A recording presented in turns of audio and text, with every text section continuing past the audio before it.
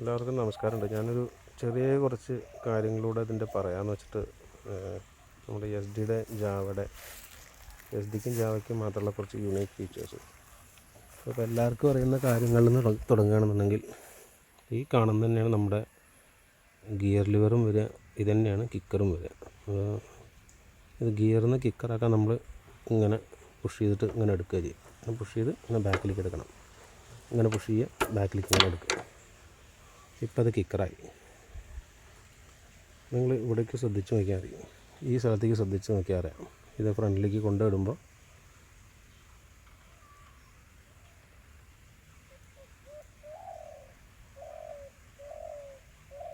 ഇപ്പം അത് പുറത്തേക്ക് ഇങ്ങനെ കണ്ടോ, അതങ്ങനെ പുറത്തേക്ക് വരും. നമ്മൾ ഇവിടുന്ന് ഇങ്ങോട്ടാണ് പ്രഷർ കൊടുക്കേണ്ടത്.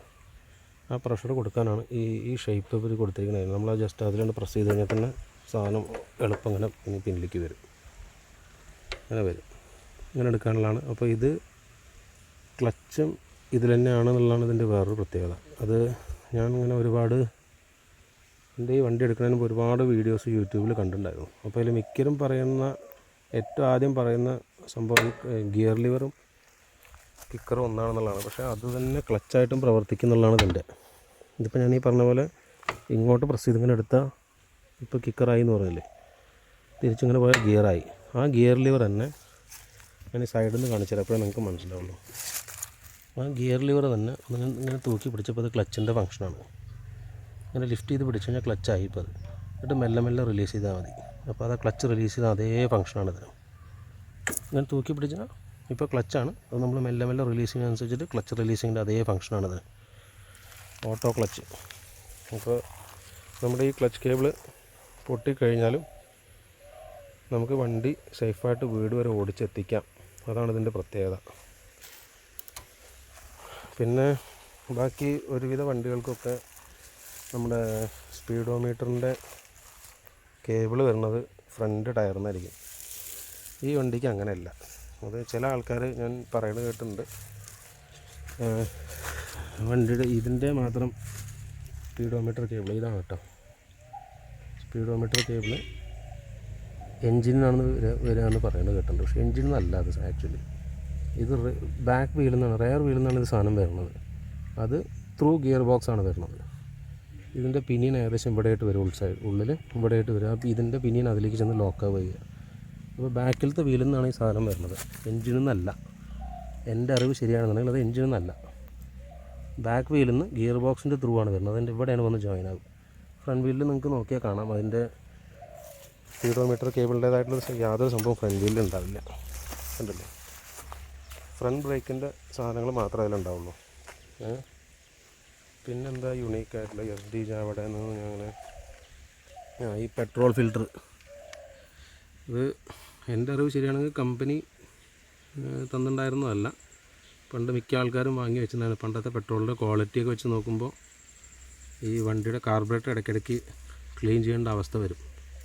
അപ്പോൾ അതിൽ എസ്കേപ്പ് ആവാൻ, അതിൽ രക്ഷ നേടാൻ വണ്ടി വയ്ക്കുന്ന സാധനമാണ് ഈ പെട്രോൾ ഫിൽറ്റർ. അപ്പോൾ ഇതിനടിയിൽ ഞാൻ ആ സൈഡിലെത്തി കാണിക്കാം.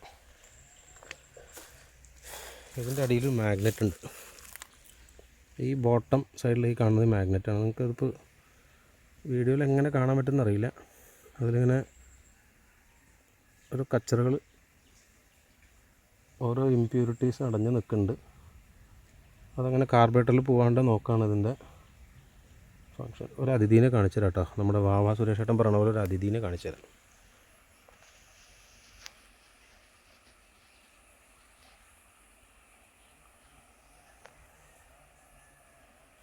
ആ കാണുന്ന കല്ലിൻ്റെ അടിയിൽ ഒഴിഞ്ഞു കേട്ടോ കക്ഷി. നീർക്കോലിയാണ് നമ്മുടെ, അതാ കാണുന്നുണ്ടാവും വിചാരിക്കണം. അതാ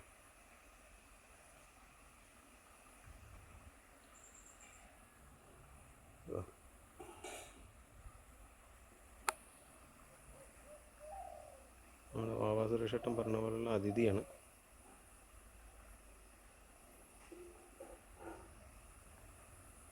കണ്ടു നോക്കാമല്ലേ.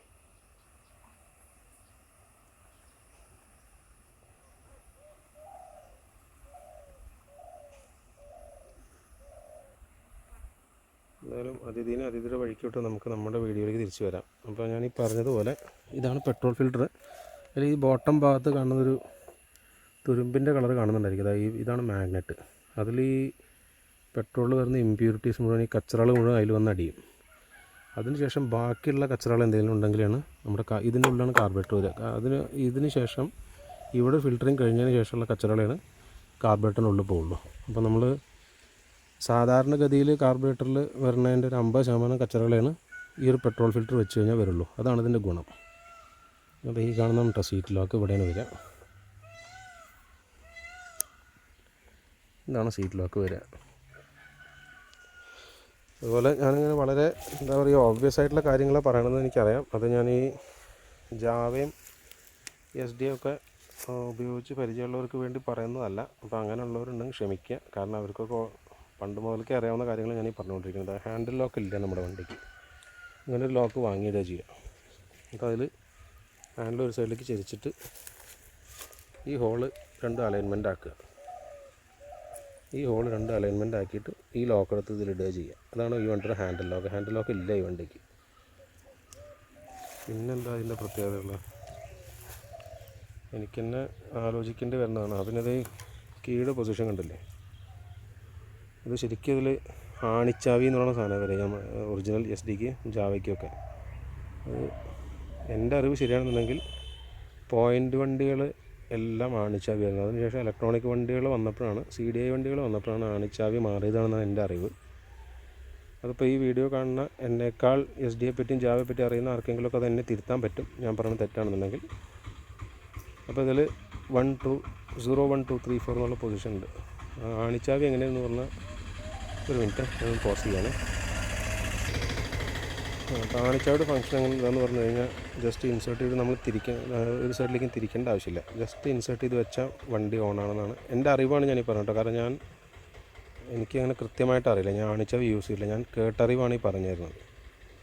അപ്പോൾ ഈ അറിവുകൾ നമുക്ക് കിട്ടണത് എങ്ങനെയെന്ന് പറഞ്ഞാൽ നമ്മുടെ തന്നെ ഈ വണ്ടികൾ യൂസ് ചെയ്ത് ഒരുപാട് സുഹൃത്തുക്കളുണ്ട്. നമ്മുടെ ഈ പാലക്കാട് വിൻറ്റേജ് ക്ലബ്ബ് എന്ന് പറഞ്ഞ വാട്സാപ്പ് ഗ്രൂപ്പൊക്കെ ഉണ്ട്.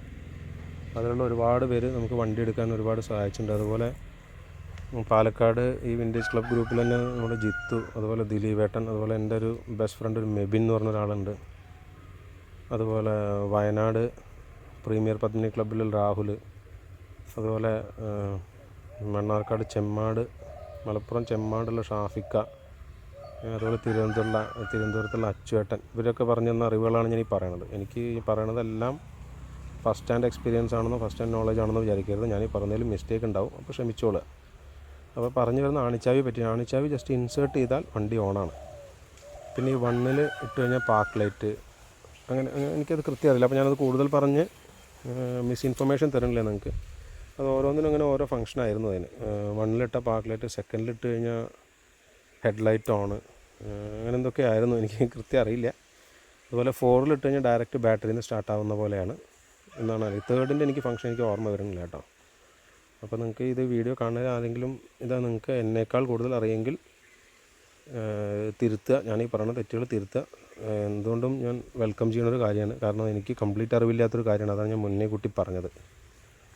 അപ്പോൾ ഈ വീഡിയോ കാണുന്നതിൽ എന്നേക്കാൾ SD-യെ പറ്റിയും ജാവയെ പറ്റിയും അറിവുള്ള ആളുണ്ടാവും. നമ്മളിത് കുറേ കാലത്ത് ആഗ്രഹത്തിൻ്റെ പേരിലെടുത്ത വണ്ടിയാണ്. അപ്പോൾ ഉപയോഗിച്ചിട്ടുള്ള അറിവ് കുറേ ഇല്ല. നമ്മളിങ്ങനെ ഈ വീഡിയോ കണ്ടും നമ്മുടേതായിട്ടുള്ള ഓരോ പേഴ്സണൽ റിസർച്ചിൽ നിന്നും കിട്ടിയ വിവരങ്ങളാണ് ഞാനീ പറയുന്നത്. അപ്പോൾ ഈ പുസ്തകത്തിൽ പശു പുല്ല് തിന്നില്ല എന്ന് പറഞ്ഞ പോലെ എൻ്റെ അറിവിലും കുറവുകളുണ്ടായിരിക്കും.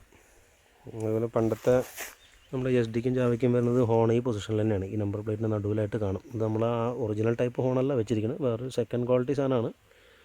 ആ പണ്ടത്തെ എൻ്റെ അറിവ് ശരിയാണെങ്കിൽ ഒരു ഫ്ലവർ ഡിസൈനിലുള്ളൊരു ഹോണാണ് വരും. ഗ്രില്ലൊരു ഫ്ലവർ ഷേപ്പായിരിക്കും ഈ ഹോണിൻ്റെ. അതൊന്നും കിട്ടാനില്ല അപ്പോൾ. വേറെന്താ യൂണീക്കായിട്ടുള്ളതെന്നാണ്. അതുപോലെ ഇത് ബാഡ്ജിന് ഞാൻ പറഞ്ഞു തന്നിരിക്കുന്നത് താലി എന്നാണ് പറയുക നമ്മുടെ നാടൻ ഭാഷയിൽ. താലി, വണ്ടിയുടെ ബാഡ്ജ്, വണ്ടിയുടെ ജാതകമൊക്കെ ഇതിലുണ്ടാവും. എന്നാണ് മാനുഫാക്ചറിങ് ഡേറ്റ്, എൻജിൻ നമ്പർ എന്താണ്, മോഡൽ എന്താണൊക്കെ അതിലുണ്ടാവും.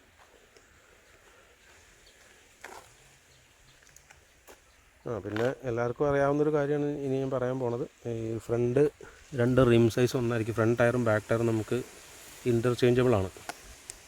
ഫ്രണ്ട് ടയർ മാറ്റി ബാക്കിലേക്ക് ഇടാം, ബാക്ക് ടയർ മാറ്റി ഫ്രണ്ടിലേക്ക് ഇടാം. പണ്ടത്തെ ഇപ്പോൾ എൻ്റെയൊക്കെ റേഞ്ചിലുള്ള ആൾക്കാർക്ക് അറിയാവുന്ന കാര്യമാണ്. ഈ ചില പണ്ടത്തെ SD-യിലും ജാവയിലൊക്കെ ഞാൻ കണ്ടിട്ടുണ്ടായിരുന്നു, ഈ ക്രാഷ് ഗാർഡിന് പകരം ഒരു എക്സ്ട്രാ ടയർ വെക്കും. സ്റ്റെപ്പിനി എന്ന് പറയുന്ന കൺസെപ്റ്റിൽ ഒരു എക്സ്ട്രാ ടയറാണ് വെച്ചിട്ടുണ്ടാവുക ഈ ക്രാഷ് ഗാർഡിന് പകരം. നമ്മൾ ഓടുന്നതിൻ്റെ ഇടയിൽ വണ്ടി എന്തെങ്കിലും ഫ്രണ്ടോ ബാക്കോ ടയർ പഞ്ചറായി കഴിഞ്ഞാൽ ഈ സ്റ്റെപ്പിനി അഴിക്കുക, നമുക്കതവിടെ ഫിറ്റ് ചെയ്യുക വേണ്ടുള്ളൂ. കാരണം രണ്ട് റിമ്മും ഒരേ സൈസ് ആയതുകൊണ്ട് നമുക്ക് സുഖമായിട്ട് മാറ്റിയിട്ടിട്ട് പോവാം. ഈ ഫ്രണ്ട് രണ്ട് ടയറിൽ ഏത് പഞ്ചറായാലും നമുക്കത് മാറ്റിയിട്ടിട്ട് വണ്ടി ഓടിച്ച് പോവാം. പിന്നെ ഞാൻ ഈ വണ്ടിയുടേതല്ലാത്ത സാധനങ്ങൾ ഒന്നുകൂടെ ഓർമ്മിച്ച് പറയാൻ നോക്കുകയാണെന്നുണ്ടെങ്കിൽ, ഒന്ന് ഇൻഡിക്കേറ്റർ സെറ്റ് സാമുറായിയുടെ മറ്റാണ്. പക്ഷേ ഒറിജിനൽ CL2-ന് വരുന്ന അതേ ലുക്കുള്ള സാധനമാണ് സാമുറായിയുടെ. അപ്പോൾ ഇൻഡിക്കേറ്റർ 4 SD-യുടെ അല്ല, എന്നാൽ SD-യുടെ CL2-ൻ്റെ വരുന്ന എക്സാക്ട്ലി അതേ മോഡലുള്ള സാധനമാണ്. അപ്പോൾ ഇൻഡിക്കേറ്റർ സാമുറായിയുടെയാണ്. അതുപോലെ ഈ സ്വിച്ച് കീ സെറ്റും അങ്ങനെ സുസുക്കിയുടെ ഏതോ സാമുറായോ മാക്സ് 100 അങ്ങനെ ഇതിൻ്റെയോ ആണിത്. അതുപോലെ മിറർ ഞാൻ പറഞ്ഞ പോലെ TVS-ൻ്റെ ഒരു സ്കൂട്ടറിൻ്റെയാണ്. പിന്നെ ഈ പെട്രോൾ ടാങ്കിൻ്റെ അടപ്പ് അത് ഒറിജിനലല്ല. പിന്നെ അത്ര തന്നെ ഉള്ളൂ. വണ്ടിയുടെ ഒറിജിനൽ SD-യുടേതല്ലാത്ത സാധനങ്ങൾ ഇത് മാത്രമേ ഉള്ളൂ വണ്ടിയിൽ. പിന്നെ ഒന്നുകൂടെ മറന്നു, ഞാൻ ഈ ഹെൽമെറ്റ് എടുത്താലേ നിങ്ങൾക്കത് കാണാൻ പറ്റുള്ളൂ. ഇത് ആക്സിലേറ്റർ കേബിൾ ഇതിൻ്റെ എൻ്റെ ആദ്യകാലത്തെ ഞാൻ ചാനലിൽ ആദ്യം ഇട്ടിരുന്ന വീഡിയോസിലൊക്കെ ഒരു മിനിറ്റ് പോസ് ചെയ്യണേ. എൻ്റെ ചാനലിൽ ഞാൻ ആദ്യം ഇട്ടിരുന്ന വീഡിയോസൊക്കെ ശ്രദ്ധിച്ചാൽ നിങ്ങൾക്കറിയാം, ആക്സിലേറ്റർ കേബിൾ ഇങ്ങനെ അല്ലായിരുന്നു. ഇങ്ങനെ ഇവിടെ ഇതുവഴി ഇങ്ങനെ തൂങ്ങി നിൽക്കുന്നൊരു കേബിളായിരുന്നു. അപ്പോൾ അത് നോക്കുമ്പോൾ നമുക്ക് പ്രശ്നം എന്താ വരിക എന്ന് പറഞ്ഞാൽ, നമ്മൾ വല്ല ഒരുപാട് കയറ്റങ്ങൾ കയറിക്കൊണ്ടിരിക്കുന്ന സമയത്ത് നമ്മൾ ആക്സിലേറ്ററിൽ ലോഡായി കൊടുത്തു കഴിഞ്ഞാൽ പെട്ടെന്ന് അവിടെ സ്റ്റക്കാവും, വണ്ടി പെട്ടെന്ന് കൈവിട്ട് കുതിക്കും. അങ്ങനെ 2-3 സ്ഥലത്ത് വണ്ടി കൈവിട്ട് പോകുമെന്ന് തോന്നിയ സമയത്ത് നമുക്ക് മെക്കാനിക്കിനെ പോയി കണ്ട് മാറ്റി ആക്സിലേറ്റർ കേബിൾ മാറ്റി. ഇതിപ്പോൾ നമ്മൾ പുതിയ ബുള്ളറ്റുകൾ വരുന്നില്ലേ, ബുള്ളറ്റെന്ന് പറയാൻ പാടില്ല, അതിന് പുതിയ ക്ലാസിക്കുകൾ വരുന്നില്ലേ, റോയൽ എൻഫീൽഡിൻ്റെ ക്ലാസിക് 350 ഒക്കെ വരുന്നില്ലേ, അതിന് വരുന്ന കേബിളാണത്. ബുള്ളറ്റുകളെന്ന് പറയാൻ പാടില്ല എന്ന് പറഞ്ഞു കഴിഞ്ഞാൽ ആർക്കും വിഷമം തോന്നണ്ട. ശരിക്കുള്ള ബുള്ളറ്റ് സ്നേഹികൾ പോലും സമ്മതിക്കില്ല പുതിയ വണ്ടികൾ ബുള്ളറ്റാണെന്നുള്ളത്. അപ്പോൾ ബുള്ളറ്റ് എന്ന് പറഞ്ഞാൽ പഴയതാണ്, നമ്മൾ പറയുകയാണെങ്കിൽ റോങ് സൈഡ് ഗിയറും ഉള്ള വണ്ടിയാണ് ശരിക്കും ബുള്ളറ്റ്. അപ്പോൾ പുതിയത് ഇറങ്ങുന്ന ആ ക്ലാസിക് 350-യുടെ ആക്സിലേറ്റർ കേബിളാണ്. ഇതിന് കൃത്യം ഫിറ്റാണത്. അപ്പോൾ ഇതാകുമ്പോൾ നമുക്ക് കുഴപ്പമില്ല, ഈസിലി അവൈലബിളാണ് സാധനം, നമുക്ക് പെട്ടെന്ന് കിട്ടും. SD ഒറിജിനൽ പാർട്സ് തിരയണ പോലെ ഇത് ഒരുപാട് തിരഞ്ഞ് നടക്കേണ്ടി വരില്ല, നമുക്ക് എളുപ്പം കിട്ടും, എല്ലാ സ്ഥലത്തും കിട്ടും. അപ്പോൾ ഇത്രയും സാധനങ്ങളാണ് SD ഒറിജിനൽ അല്ലാത്തത്, കമ്പനി ഒറിജിനൽ അല്ലാത്ത സാധനങ്ങൾ ഇതിൽ ഇത്രയാണുള്ളത്. അപ്പോൾ ഒക്കെ ഞാൻ രണ്ട് ലെങ്തി വീഡിയോസായി നിങ്ങൾക്ക് വേണ്ടി എടുക്കണം. അതിലൊന്ന് ഞാൻ എൻ്റെ വണ്ടിയിൽ മാറ്റിയ പാർട്സിൻ്റെ പേര് പറയാൻ വേണ്ടി എടുത്ത വീഡിയോ ആണ്. രണ്ടാമത്തത് എനിക്കറിയാവുന്ന ചില SD-യുടെയും ജാവയുടെയും യൂണീക്ക് ഫീച്ചേഴ്സ് പറയാൻ വേണ്ടിയിട്ടാണ്. അപ്പോൾ ആ യൂണീക്ക് ഫീച്ചേഴ്സിൽ ചിലതിലൊക്കെ മിസ്റ്റേക്ക് വന്നിട്ടുണ്ടാവാം, എനിക്കറിയില്ല. അതുപോലെ പറയാൻ മറന്നുപോയിട്ടുള്ള സാധനങ്ങളുണ്ടാവും, ഇതിനേക്കാൾ യൂണീക്കായിട്ടുള്ള എന്തെങ്കിലും ഫീച്ചേഴ്സ് ഉണ്ടാവും. ഇപ്പോൾ പറഞ്ഞുകൊണ്ടിരിക്കുമ്പോൾ എനിക്ക് ഓർമ്മ വേറെ യൂണീക്ക് ഫീച്ചർ എന്താ പറയുക, നമ്മൾ ഈ പ്ലഗ് സ്പാനർ വാങ്ങി കയ്യിൽ വയ്ക്കും വണ്ടിയുടെ. അപ്പോൾ ഈ പ്ലഗ് സ്പാനറിൻ്റെ ഈ എൻഡിൽ വരുന്ന പ്ലഗിൻ്റെ എൻഡിൽ വരുന്നതിൻ്റെ മറ്റേ ഓപ്പോസിറ്റ് എൻഡ് കൃത്യം ഈ സൈസായിരിക്കും. ഈ വീലിൻ്റെ ഈ ആക്സിലിൻ്റെ നട്ടിൻ്റെ അതേ സൈസായിരിക്കും ആ പ്ലഗ് സ്പാനറിൻ്റെ ബാക്കിലത്തെ എൻഡ്. അങ്ങനെ അതുപോലെ ഒരുപാട് ഇനി ഉണ്ടാവും, യൂണീക്ക് സാധനങ്ങൾ ഉണ്ടാവും. അപ്പോൾ ഞാനതിൽ എക്സ്പേർട്ടല്ല ഒരു രീതിയിലും. അപ്പോൾ ബാക്കിയുള്ള ഇതിനെപ്പറ്റി അറിയുന്നവർക്ക് അറിയാൻ പറ്റും. അപ്പോൾ ഞാൻ ഈ വീഡിയോ ഇവിടെ നിർത്തുകയാണ്, ഇത് ഒരുപാട് ലെങ്തിയായി. ഇതിപ്പോൾ എഡിറ്റ് ചെയ്ത് എത്ര ചെറുതാക്കാൻ പറ്റുമെന്ന് അറിയില്ല. റിപ്പീറ്റായി പറഞ്ഞ കാര്യങ്ങളൊക്കെ കട്ട് ചെയ്യണം, സ്വാഭാവികമായിട്ടും കട്ട് ചെയ്ത് എഡിറ്റ് ചെയ്ത് ഞാൻ വീഡിയോ ഇടാം കേട്ടോ. അപ്പോൾ ഇനി അടുത്ത വീഡിയോയിൽ കാണാം. ബൈ.